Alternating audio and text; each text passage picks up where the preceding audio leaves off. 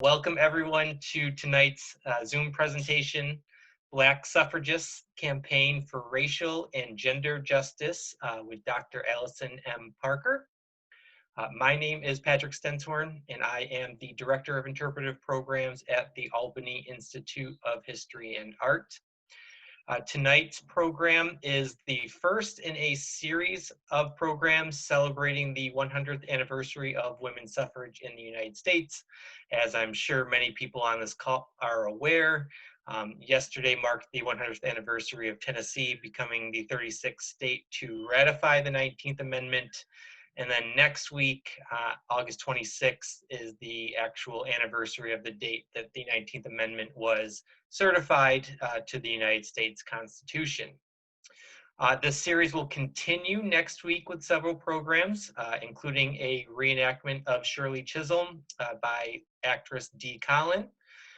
We will be hosting an interview between Elizabeth Cady Stanton, as portrayed by Dr. Melinda Gruby, with Mary Berry of the League of Women Voters of Albany County, a lecture by Dr. Sally Roche Wagner, the founder and director of the Matilda Joslyn Gage Center for Social Justice and Dialogue, and a musical performance by the musicians of Malwick. All information about those programs can be found on the museum's website, albanyinstitute.org. And I would also like to introduce, just if you have any technical issues during today's program, also on the call we have Victoria Waldron. You can find her in the chat box listed under the Albany Institute of History and Art. If you should have any technical issues during today's program, she is our education assistant. Please send her a message in the chat box and she will be able to help troubleshoot any issues that you may be having this evening. One last reminder to just double check and make sure that your mic is on mute for the duration of this program. If you are on a device that has a webcam and you wish to have your video on, that is great. But if not, you can go ahead and turn that off. Video is optional. We will be doing a question and answer session at the end of today's program. So when Dr. Parker is done with her presentation, we will take questions from the audience. We will utilize the chat box for the Q&A questions as well. If you would like to just go ahead and type your question into the chat box, I will then read it to Dr. Parker for the answer at the end of the program. This program was funded in part by Humanities New York with support from the National Endowment for the Humanities. Any views, findings, conclusions, or recommendations expressed in this program do not necessarily represent those of the National Endowment for the Humanities. And with all of that housekeeping stuff out of the way, I would like to introduce our speaker, Dr. Allison M. Parker. I do have a somewhat personal connection to Dr. Parker. When I was at grad school at SUNY Brockport, she was at Brockport as well, though I never had the pleasure of taking one of her classes. But when I was putting this series together, I did know of her research and her scholarship, and she was one of the first people that I reached out to, and we are so glad to have her here. Dr. Parker is the chair and Richards Professor of American History at the University of Delaware. She has research and teaching interest in women's and gender history, African American history, and legal history. In 2017 to 2018, Dr. Parker was an Andrew W. Mellon Advanced Fellow at the James Weldon Johnson Institute for the Study of Race and Difference at Emory University. Her book, Unceasing Militant, The Life of Mary Church Terrell, is forthcoming in December of 2020 from the University of North Carolina Press, and it's in its John Hope Franklin series in African American history and culture. Among other publications, Dr. Parker is the author of 2 monographs, Articulating Rights, 19th Century American Women on Race, Reform, and the State in 2010, and Purifying America, Women, Cultural Reform, and Pro-Censorship Activism, 1873 to 1933, which was published in 1997. She also serves as the founding editor of the Gender and Race in American History book series for the University of Rochester Press. And as chair of the history department at the University of Delaware, Parker is committed to helping build a coalition of students, faculty, and staff promoting a wide-ranging anti-racism agenda. So please join me in welcoming Dr. Allison Parker. Thanks. Thank you so much, Patrick. I really appreciate the invitation to be here, and I'm so happy to be here this evening. It's a wonderful opportunity to talk to the audience at the Albany Institute of History and Art and the folks at the Humanities New York to really think about how Black suffragists changed and shaped the campaign for suffrage. I'd like to talk with you this evening about the feminist and civil rights activist Mary Church Terrell as a way to tell you more about the history of Black suffragists and their campaign for racial and gender justice. Terrell is best known as the first president of the National Association of Colored Women and as a founding member of the NAACP. By the time that Black Club Women united into the National Association of Colored Women, or NACW, in 1896, with Terrell as their president, she had already made a name for herself. She was one of the very first Black women to graduate with a bachelor's and a master's degree from a predominantly white college, Oberlin. And then she taught at the nation's best segregated public school, the M Street High School in Washington, D.C. She was a suffragist, and she was appointed as the first Black woman on D.C.'s Board of Education in 1895. So what propelled Terrell to her leadership role in the suffrage movement? Well, back in 1879, when Mary, or Molly as she was called, Molly Church, was just 16 years old, and in her senior year of the Oberlin Preparatory School, she received a question to debate. Should an amendment to the Constitution allowing women the ballot be adopted? Before she began her research, young Molly was unsure of her answer, but she soon concluded in favor of women's rights to vote. Reviewing the case from all angles, she determined that representation by the ballot, as far as we can see, is denied simply because of prejudice of sex. The American woman is a citizen, is subject to laws, is imprisoned, and has been hung. And citing the 14th Amendment, which had been ratified about a decade earlier, she noted, she is a citizen, for so says the Constitution. All persons born or naturalized in the US and subject to the jurisdiction thereof are citizens. Molly pointed out that women served their countries during wartime in many other ways than by fighting, and that muscles, or the lack thereof, were not rational reasons for denying women the right to vote. She concluded with all the indignation of youth. Men have such an exalted opinion of themselves that they, with assumed superiority and unbounded audacity, have come to think that they alone can carry forward the nation's work, and that women are too something to be allowed to help in the task.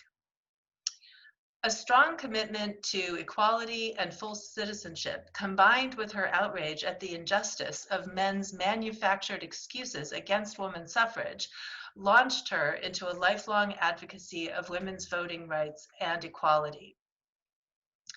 As an adult, Terrell first publicly expressed her support for women's suffrage at a National Council of Women's Convention in 1891.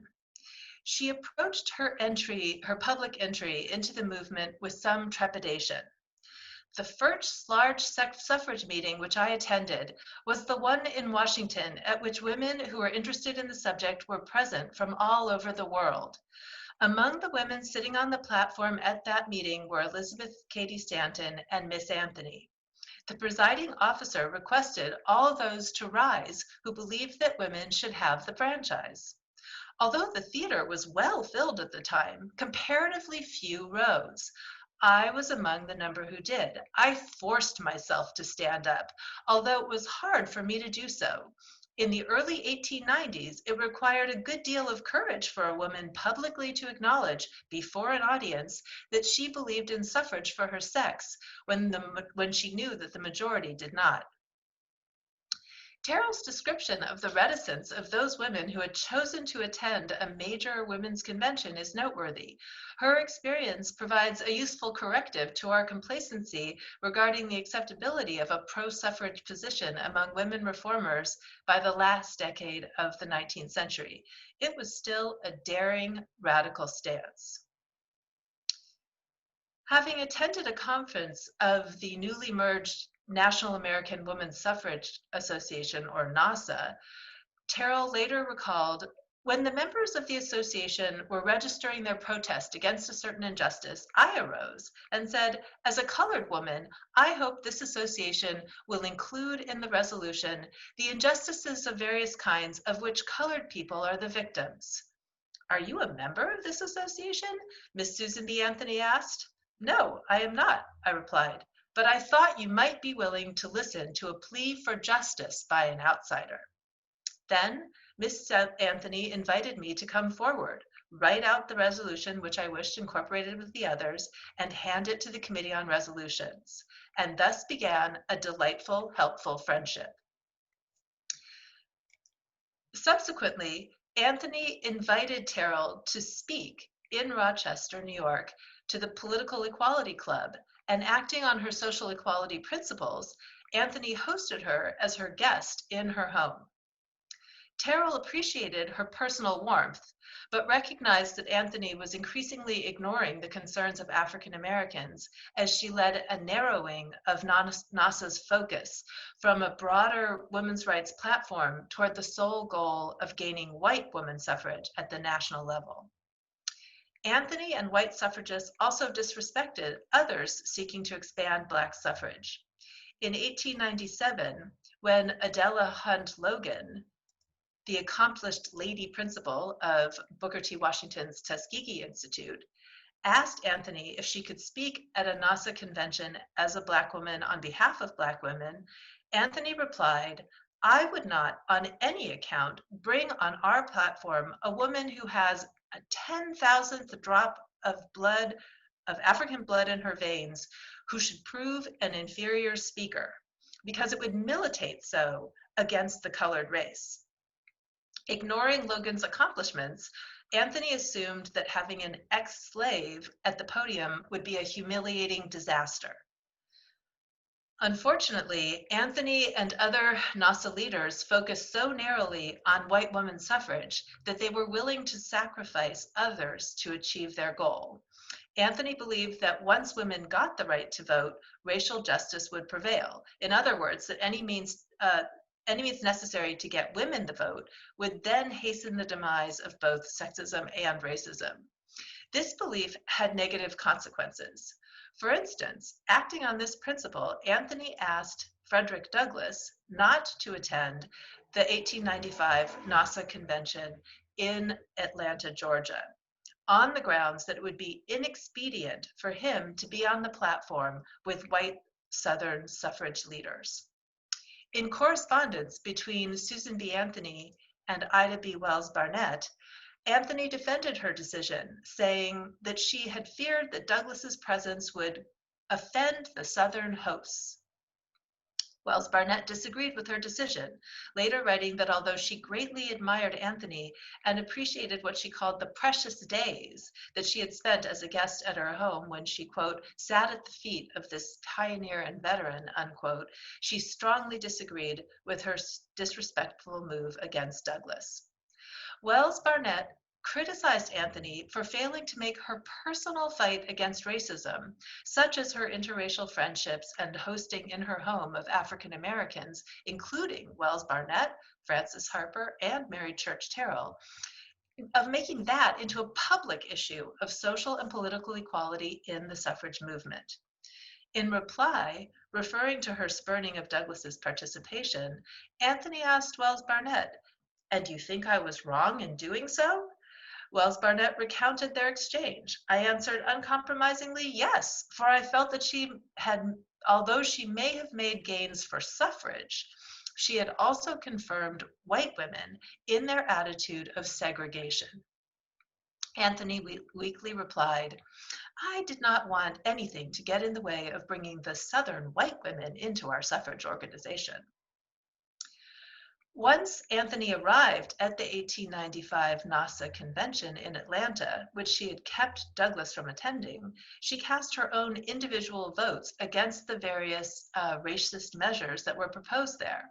However, by banning Douglas, Anthony had helped create the environment that allowed these very proposals to come to the floor of the convention. What were some of these proposals? Well, Henry Blackwell, for instance, a former abolitionist and supporter of universal suffrage during the antebellum era, universal suffrage is the right of all adults to vote, he now proposed a literacy requirement. This would, in his words, solve the Negro problem, while giving white Southern women the right to vote.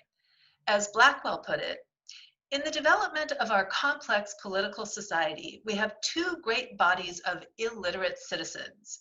In the North, it is the people of foreign birth, and in the South, it is the people of the African race. Yet in every state save one, there are more educated white women than all the illiterate voters, white and black, native and foreign." Thus, he argued that the literacy test would help native-born white women gain the vote at the expense of Black and immigrant men. The fact that Henry Blackwell now proposed this racist resolution shows us just how far from their ideals of universal suffrage and equality many white anti-slavery reformers had traveled by 1895. To illustrate the argument of activists like Henry Blackwell, I'd like to show you a dramatic 1890s voting rights poster that exemplifies the attitudes of most white suffragists. This poster represents pure, educated white womanhood in the center, in the form of Frances Willard, a suffragist and the president of the Women's Christian Temperance Union, the largest women's organization of the 19th century, which believed in the right to vote in order to achieve temperance reform and prohibition. She's surrounded by a motley crew of men who would seem to have nothing in common with her. A man with mental disabilities, a prisoner, a Native American, and a lunatic. What did they have in common in the 1890s? None of them could vote. Here, the nativist and racist beliefs of the suffrage movement appear in stark relief.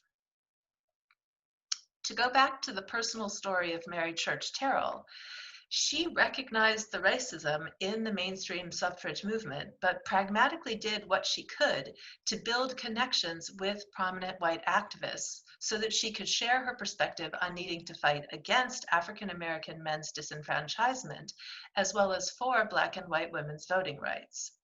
Even before she was elected as the first president of NACW, she was doing this interracial networking. In an 1895 diary entry, for instance, Terrell wrote, the National Women's Council's second triennial was a grand success, and I enjoyed the meetings I attended very much, although I was in such wretched physical condition. She was in the middle of an unsuccessful pregnancy. I became well acquainted with Rachel Foster Avery and Susan B. Anthony.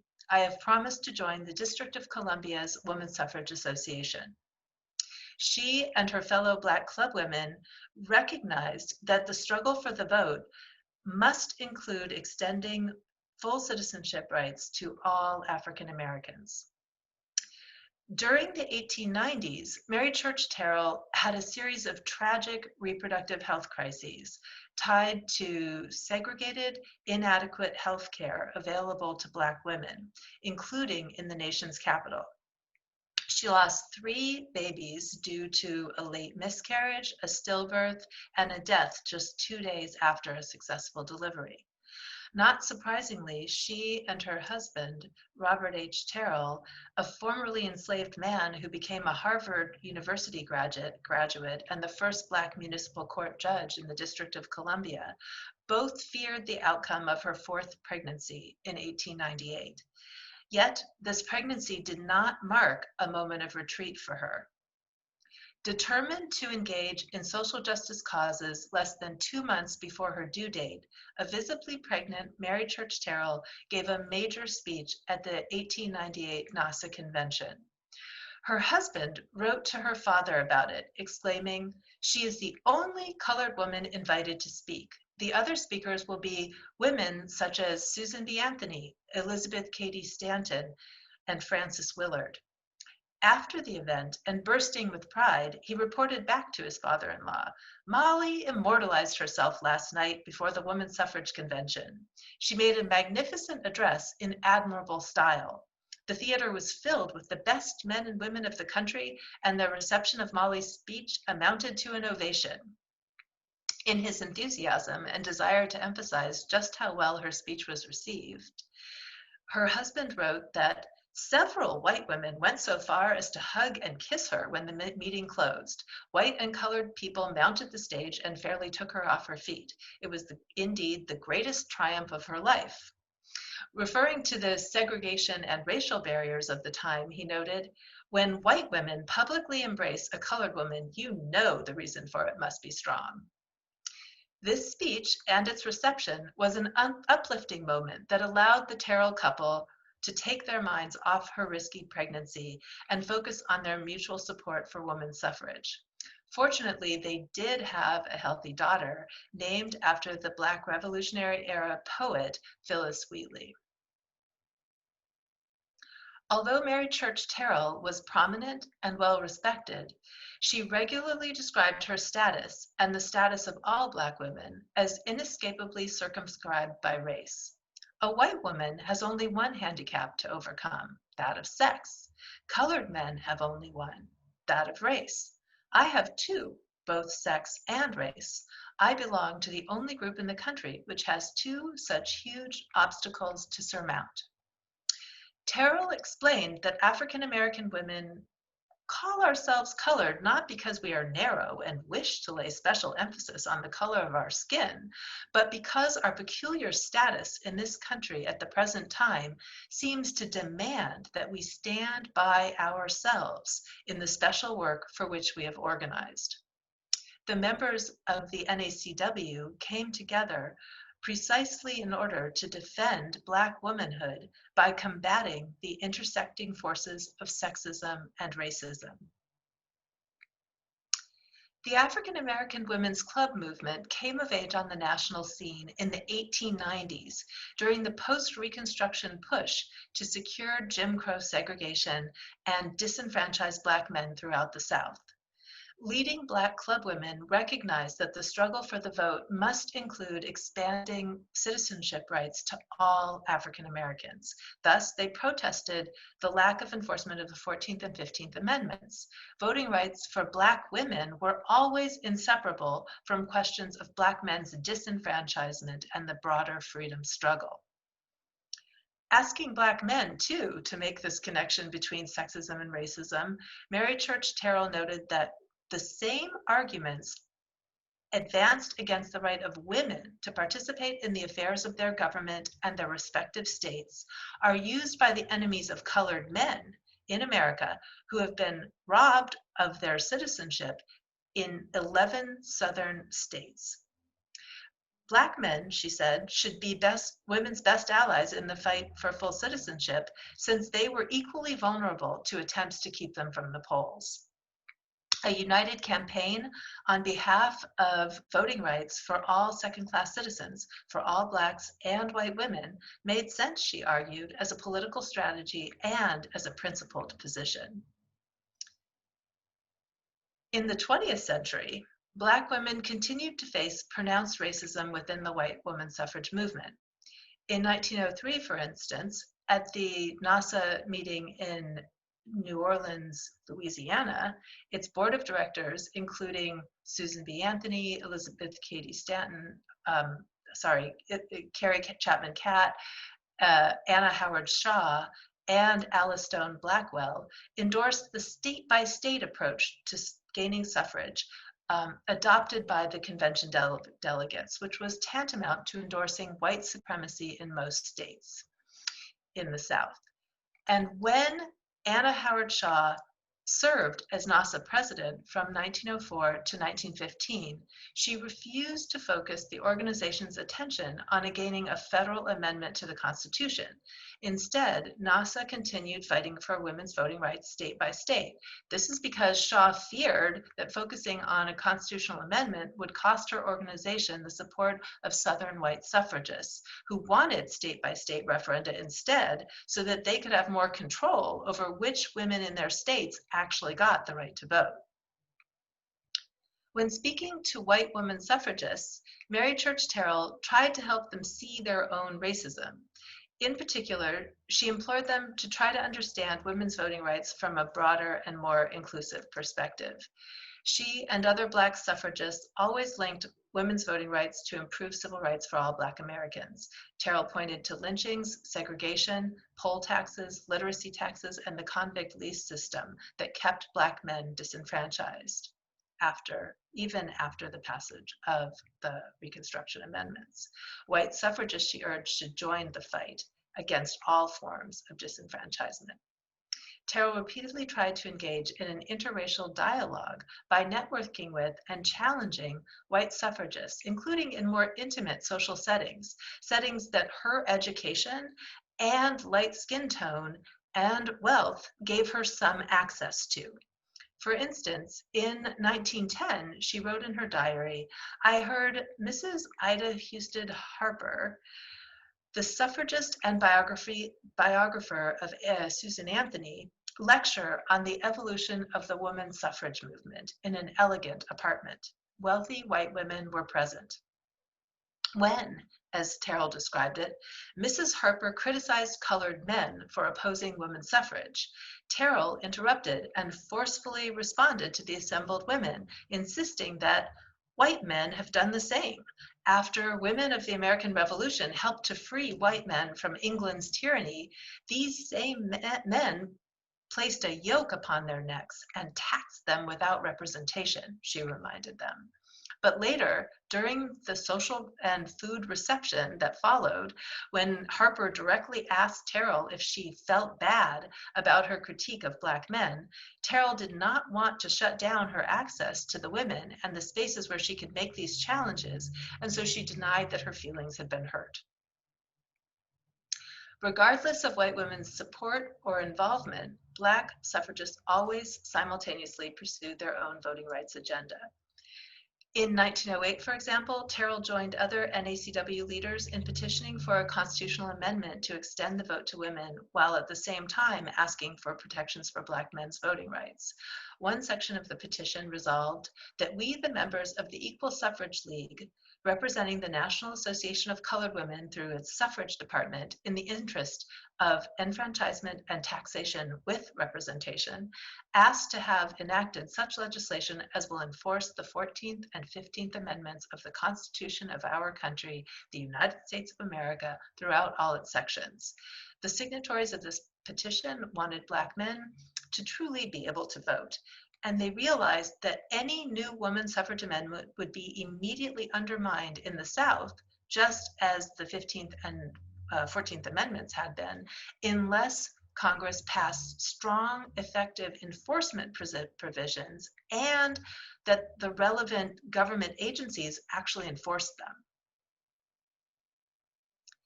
Giving speeches and writing articles in favor of women's suffrage were very important to Terrell, but Black suffragists, including Terrell, also found more militant and direct suffrage activism appealing. Terrell had long known of and had admired the radical tactics employed by British suffragettes.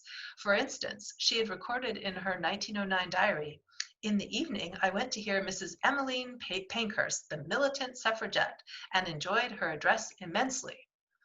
Not surprisingly, Terrell eagerly joined in when there was a major direct action planned in the United States. This is the 1913 National Votes for Women Parade. Alice Paul and Lucy Burns organized the huge suffrage parade for the National American Woman Suffrage Association on the day before Woodrow Wilson's inauguration. Unfortunately, Paul tried to insist that the parade be all white or be segregated. Many of us know the famous and true story of the anti-lynching activist and suffragist Ida B. Wells Barnett, who refused to march in a segregated delegation at the back of the parade and inserted herself into the Illinois delegation. What is less well known is that this was not the solitary act of one defiant woman. In fact, many dozens of Black women marched all throughout the parade. An editorial by W.E.B. Du Bois in the NAACP's The Crisis described the politics surrounding their participation. The Women's Suffrage Party had a hard time settling the status of Negroes in the Washington parade. Finally, an order went out to segregate them, but telegrams and protests poured in, and eventually the colored women marched according to their state and their occupation without let or hindrance. Black women organized, protested, and won the capitulation of the National Association.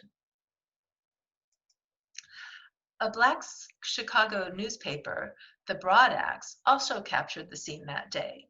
The equal suffrage parade was viewed by many thousands from all parts of the US. No color line existed in any part of it. Afro-American women proudly marched right by the sides of their white sisters, it reported. Black women carried the state banners for New York and Michigan and integrated many sections of the parade by marching as artists, homemakers, trained nurses, teachers, doctors, writers, club women, musicians, and students. Mary Church Terrell served as mentor to Howard University's brand new Delta Sigma Theta sorority, whose members organized to take an active role in politics and reform movements. The students wanted to march together alongside the other contingents of college women. Terrell negotiated with Alice Paul on their behalf. On the day of the march, Terrell explained, some of the white suffragists still objected to having the colored women of colored girls of Howard University march in the parade, but Inez Mulholland insisted that they be given a place with the pupils of the other schools. In spite of what a Washington Post editorial said just earlier this month, the 25 Deltas marched alongside the other college delegations, dressed in their caps and gowns, not at the back of the parade. And Mary Beard, the feminist and US historian, invited Terrell and her fellow clubwomen to march with the New York City Women's Suffrage Party, which they did. Those who joined state delegations were indeed at the back, but only because the organizers had a carefully choreographed chart for the parade and planned for all the states to assemble there. If we better understood that Black suffragists collectively fought for and won the right to participate throughout, we would have a different story to tell of Black women's pivotal role in the suffrage movement. And I think it's a more important story than even having one heroine like Ida B. Wells Barnett who steps outside and does that work. Despite their significant differences, Terrell admired Alice Paul's use of direct action from this marching in 1913 to picketing, by using the nonviolent, what they called silent sentinels, to protest for women's voting rights in the United States by standing in front of the White House. These suffragists were the first ever to create the innovative protest tradition of picketing the White House. Mary Church Terrell and her daughter Phyllis, then about 19 years old, joined the other National Women's Party pickets, willingly risking arrest and violent attacks. Terrell was a dedicated National Women's Party member and regularly visited Alice Paul at the headquarters. She frequently asked Paul to join Black women in the broader fight against any and all suppression of voting rights. Unfortunately, Paul and most white suffragists continued to ignore appeals by Terrell and the other Black women who persisted in raising the problem of disenfranchisement on the account of race. By the end of World War I, Terrell had participated in decades of suffrage activism and she was active in interracial and separate Black women's groups. Her attempts to collaborate with white women made her acutely aware of persistent racism within the suffrage movement, but she was also determined to continue confronting it. In 1919, before the 19th Amendment was finally ratified, Terrell received a letter from the NAACP's leader, Walter White, stating, "You will probably be interested in a telephone conversation which I had with your good friend Alice Paul a few days ago. She called me up and was very much surprised, or pretended to be, that anyone was taking exception to the statement she made about colored women voting in South Carolina. Just as you say, all white suffragists are mortally afraid of the South, and if they could get the suffrage amendment through without enfranchising colored women, they would do it in a moment." Soon after, Terrell and other Black suffragists confronted Alice Paul in person, demanding that she repudiate her statement that she was only organizing white Southern Carolina women to vote, and her claim to a reporter that all this talk of Negro women voting in South Carolina is nonsense. Even when asked personally, Paul declined to repudiate her racist remark. Then, to make matters worse, a few days later, Terrell received an unwelcome letter from Susan B. Anthony's biographer, Ida Harper, the white suffragist with whom, as we have already seen, she had had at least one confrontation about race and racism within the suffrage movement. Harper's letter confirmed that white women were willing to abandon Black women for their own gain. Harper asked for, but did not receive, Terrell's help in convincing the Northern Association of Women's Clubs, which was an affiliate of NACW, to temporarily withdraw its application to join the National American Woman Suffrage Association in order to bring more Southern white women into the movement. Despite all these maneuverings, 100 years ago, almost today, yesterday, on August 18th, 1920, all women, Black and white, gained the right to vote when Tennessee became the last state needed to ratify the 19th Amendment to the Constitution. Robert Terrell reported the good news to his wife. "It looks as if your old home state of Tennessee has put the climax on the women's suffrage movement. I am glad the fight is over and the women have won. 27 million additional voters means something to the country. No one can reckon the full import of the situation produced by the change until after the big election in November." Taking seriously the potential influx of millions of voters, Robert Terrell looked forward to seeing how women might change American politics. Mary Church Terrell also keenly anticipated the potential for real reform represented by women's votes. Thrilled to be a part of history, she was immediately hired by the Republican National Committee to give campaign speeches on the East Coast for the Republican Party, the Party of Lincoln. She urged Black women to turn out in large numbers for the 1920 presidential election. Even after all women gained the vote with the 19th Amendment, the gulf between white and Black suffragists did not diminish. In fact, Alice Paul ignored Black women's demands that the National Women's Party work to secure Black voting rights in the South. Paul initiated a new campaign for women's equality in 1921, but only allowed token participation by Black women. She rejected a proposal by Mary Ovington, a white feminist and NAACP board member, to invite Mary Talbert to speak from the podium as the official representative from the National Association of Colored Women. Alice Paul stubbornly insisted that the NACW was not a feminist group, but rather only a racial group, and so banned it from formal participation in the National Women's Party. Before the NWP's 1921 convention, Terrell attended an interracial meeting at the YWCA and recorded in her diary, "I discussed the advisability of asking Miss Paul to help Southern colored women get the suffrage. The women pointed out that I had picketed," implying that Terrell must therefore have credibility and pull with Alice Paul. At this meeting, a sympathetic white NWP member, Ella Spencer Murray, confirmed that even after having achieved the 19th Amendment, quote, "Miss Paul did not want to inject the race problem into her suffrage work," unquote. The women decided that in order to avoid being double-crossed by Miss Paul, they needed to ask her to endorse in advance a resolution demanding a congressional investigation into violations of Black women's voting rights in the South. Black suffragists went to NWP headquarters. Terrell described in her diary how she read our formal statement to Alice Paul, who asked, "What do you women want me to do?" Terrell replied clearly, "I want you to tell us whether you endorse the enforcement of the 19th Amendment for all women." She refused to say she did. We colored women were disgusted. Terrell reported that after that meeting, I was selected to speak, if I could, at the upcoming NWP convention.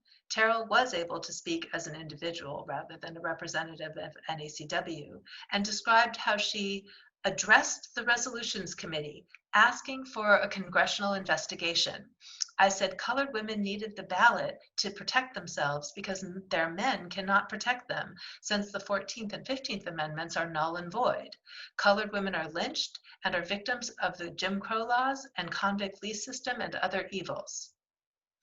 Referring to the recent lynching of a pregnant married woman, Mary Turner, Terrell, quote, told of a colored woman who, 2 months before she was to become a mother, had her baby torn from her body. "What did she do?" coolly asked a white woman. Another said, "She did something, of course."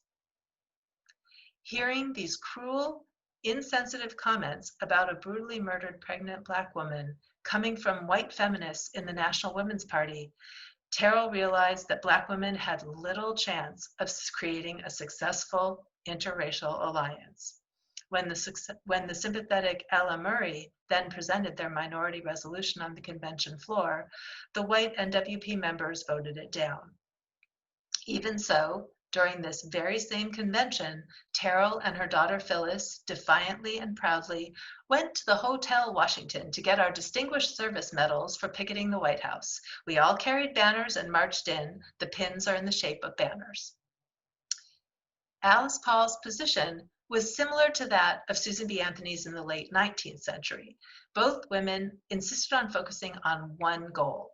In Paul's case, on women's equality, defined as securing white women's voting rights and responsibilities as citizens. Terrell viewed Black women as thoroughly outmaneuvered when, as she described it, Paul and the NWP turned down Crystal Eastman's splendid program, including birth control and the most advanced reforms. Overall, the white leadership of the National American Woman Suffrage Association and the National Women's Party consistently discriminated against and alienated Black suffragists. While white women generally hoped that their votes would counterbalance white men's, for instance, on the subject of the prohibition of alcohol, Black women hoped that their votes might work in tandem with Black men's in order to combat racism and to ensure all African Americans and even people of color around the world that they could be full citizens. This history is a complex and difficult one, but it is important to understand as today we try to live more consistently our principles of fighting against racism and sexism together. Thank you, and I'd be happy to answer any questions you might have that are in the chat section and that Patrick will be helping with, right? Thank you, Dr. Parker. We did have a couple questions that came through during your presentation. I'll read the first couple that came through. If anybody else has any other further questions, please feel free to type them while Dr. Parker is answering the first two. So the first one that came in goes back to the relationship between Susan B. Anthony and Frederick Douglass. And Anne asked that it was her understanding that SBA and Frederick Douglass remained close friends and had many discussions at SBA's dinner table, even though they had serious disagreements. Is that accurate? Yes. So basically, Susan B. Anthony and several of the other of these white women are complicated. And I think it's fair to say that they adopted racist strategies and sometimes said and behaved in racist ways, while also being able to say that they were exceptionally broad-minded. And I know that sounds really hard to put together in today's understanding, but at the time, the idea that Susan B. Anthony regularly invited Black men and women over to her house in any kind of social capacity, that was literally unheard of. So she was breaking major social barriers and racial barriers at the time by doing this. And so the Black women who she invited to stay at her home truly appreciated that and understood that it was a daring and radical position.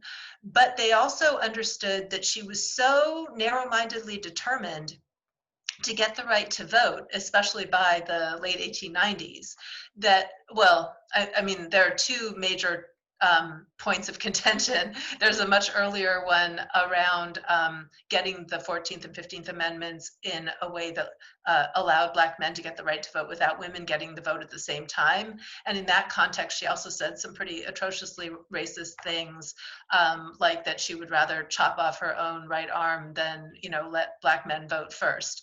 So I don't want to simplify the story. It isn't simple, but I think we can talk about that um, and be comfortable with the fact that there's this ambiguity, and that yes, she remained friends with Frederick Douglass for as long as he lived in Rochester, and they continued to argue and often disagreed, but then agreed on many points and were allies for their lifetimes. Thank you. And Roshni asked, it sounds like there were some parallels between the suffrage movement and the ERA, the Equal Rights Amendment movement, regarding exclusion of people of color's voices in order to appeal to Southern women. Could you address any parallels between those two movements? Yeah, I mean, because Alice Paul wrote the Equal Rights Amendment in 1923, just after this whole debate about whether NACW could be a representative member of the National Women's Party, you can see that they're not going to be letting Black women in a kind of systematic way. People like Mary Church Terrell, she was one of the only Black women to be in the National Women's Party and continue to work with them. And one of the things that she did is she actually joined NWP members going to Congress to testify on behalf of the Equal Rights Amendment in the 30s, 40s, and 50s until she died at age 90. And she believed in the Equal Rights Amendment and helped convince very early on the National Association of Colored Women's Clubs to support it. In contrast, Mary McLeod Bethune and her National Council of Negro Women, they were opposed to the ERA in the kind of New Deal progressive era version that protections for women and children might be lost if you made all the laws equal. So women were divided on that issue, but Mary Church Terrell was very firmly on that camp. However, even though Black women in NACW supported the ERA, they weren't invited into the movement, and definitely whenever there was a chance to reach out to Southern white women, Alice Paul especially, who was leading this the whole time, continued to do it. Patricia asked if you could talk about the National Women's Party versus the League of Women Voters. Did they exist at the same time? And if so, did Terrell attempt to work with the League? Yeah, I mean the National League of, the League of Women Voters formed right after women got the right to vote in 1920. And if you look on their website and you look at the statements of their current president, one of the things that they've been doing is they've been reckoning with their own past. And they're acknowledging that they were exclusionary and did not invite Black women to participate as equals in the organization. They did have a group that was called the Minority Group, which was white women working on minority issues as they perceived them. So there was a little bit of an issue with that. Mary Church Terrell would have known a lot of those women, but they really didn't do much to bring women in at the time. They're trying to change their ways, and they did have at least one or two segregated chapters of the League of Women Voters who were active for quite a while. Now, they're trying to talk about overcoming that past, and I think they're doing a pretty good job. First of all, just by recognizing their own role as an organization that was exclusive and racist in its orientation and perspective. So I have to give them some credit for doing that, since somebody like Alice Paul, who lived for quite a long time, she never ever changed her basic overall philosophy in terms of race and her inability to see the intersections of gender and race as being connected, racism and sexism, right? And I mean, I know based on some conversations that there are some League of Women Voters on this call who were particularly interested in joining this conversation for that reason as well. And I think you spoke a little bit. Barbara also asked, many of the suffragists were founders of the League of Women Voters, and how did those white women interact with the Black women suffragists? I think you touched on that just a little bit. Yeah, it's the same. It's not particularly good for quite a while. And so, like I said, you have to go pretty far forward in time to the 21st century to get some pretty positive stories. And that might be a slight exaggeration, but you see my point. It's just not how a lot of these white women were thinking at the time. They just weren't thinking about the way that they needed to include a perspective that included women who were anything other than white. Anne asked if you know any of the statistics related to the numbers of Black women who might have participated in these organizations, if you know percentages, or that might have been people of color, or the size of any of the colored women's organizations. Well, the National Association of Colored Women's Clubs was actually quite large. There were thousands of different clubs all over the country, and it was probably 35,000 by the time you get to the early 1900s. So Black women were very, very well organized amongst themselves.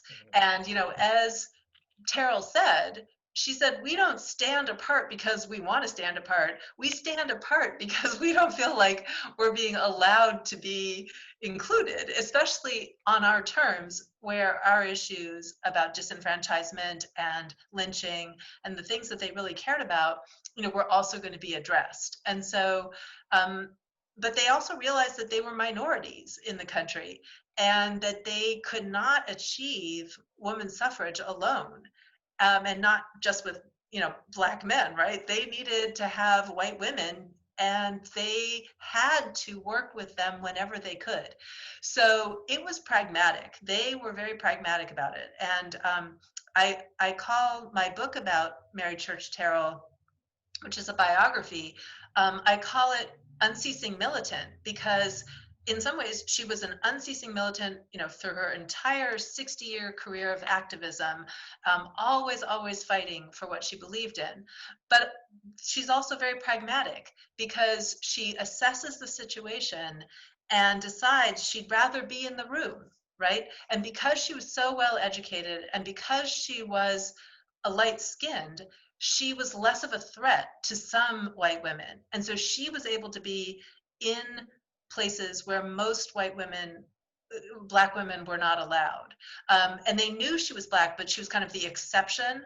So a lot of these organizations had very, very few Black members. But for example, the National Council of Women was made up of organizations. So national organizations could join the National Council of Women. And the only organization of Black women that was in it was the one organization that was considered to be national, and that was the National Association of Colored Women's Clubs. But that means that they were massively outnumbered, because there were lots and lots and lots of all kinds of national women's organizations that were run by white women, whereas Black women had one. So even in groups where they weren't officially excluded by the 20th century, they still didn't have full participation, or their voice was minimized by the structures that were created, to kind of almost artificially dampen the numbers. And in fact, when Mary McLeod Bethune in the 1930s decided to form the National Council of Negro Women, one of her ideas was, well, then we can have two organizations in the National Council of Women, and maybe even someday get into the General Federation of Women's Clubs. So these are the kinds of, but that group was very exclusive and did not let Black women in for quite a while. So so there were a lot of situations like that. So Mary asks, last night, Gloria Steinem said on PBS NewsHour that there was an influential suffrage meeting 10 years prior to Seneca Falls. Do you know anything about this? It depends on how you think about it. What I would say is that, yes, one of the major ways that we can see it is to think about the women who are participating with men in the anti-slavery, I was going to say anti-suffrage, anti-slavery associations. And the anti-slavery associations, the most radical people who were abolitionists also believed in what I mentioned briefly during the talk as universal suffrage. They believed in the right to vote for all adults, Black, white, male, female. And so they had an anti-slavery meeting, and they were meeting with people like the Grimke sisters, Angelina Grimke, the Fortons, who were Black women, Sarah Douglas, who was also a Black woman. They were meeting in Philadelphia in a kind of hall designed to really be the place where abolitionists could come and talk about radical things like votes. And so it wasn't exactly women's voting, but that's the biggest convention type of thing that happened. But the building was attacked and burned almost immediately. So they built it just for a place to have these radical people come and talk. And then people who opposed them burned the building down. So it was obviously in the antebellum era really controversial. And then there are stories and examples of mostly white women who found created clubs and fought for suffrage before 1848, but those were smaller and also mostly in upstate New York, which is kind of a hotbed of radicalism, right?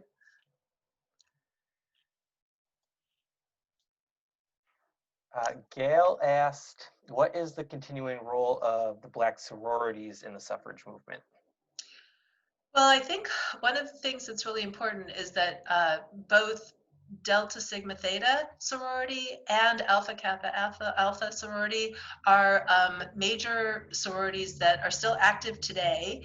And of course, Kamala Harris was an Alpha Kappa Alpha member, and people are thrilled with that. And there's a lot on, if you look on Facebook, everybody's putting up on their Facebook pages the colors and, kind of saying, look, she's representing us.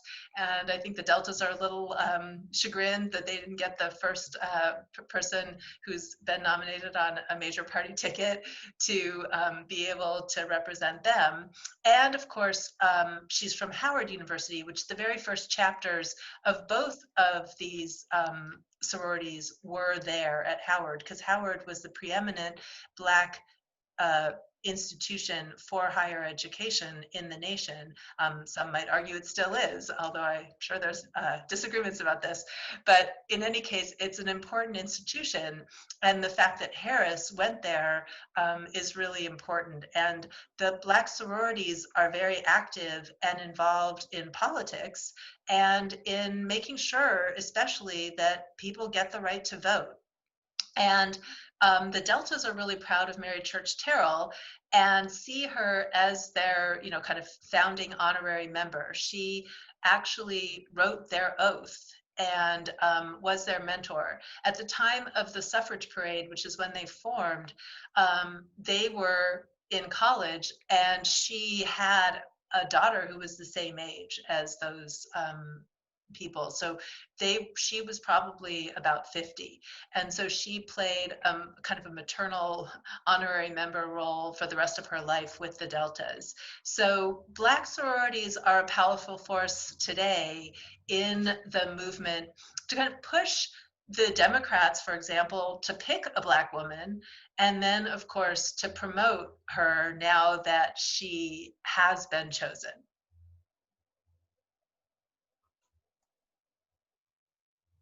Just a minute, if there's any last minute questions.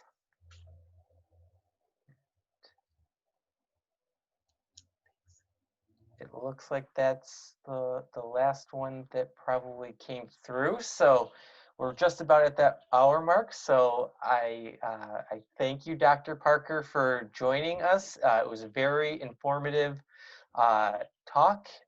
Thank you very much. I know I can speak for everybody because we've gotten several thank yous and comments about how great this presentation was tonight. So thank you again for joining us, and thank you everybody for being a part of this presentation, and we hope you have a great rest of your evening.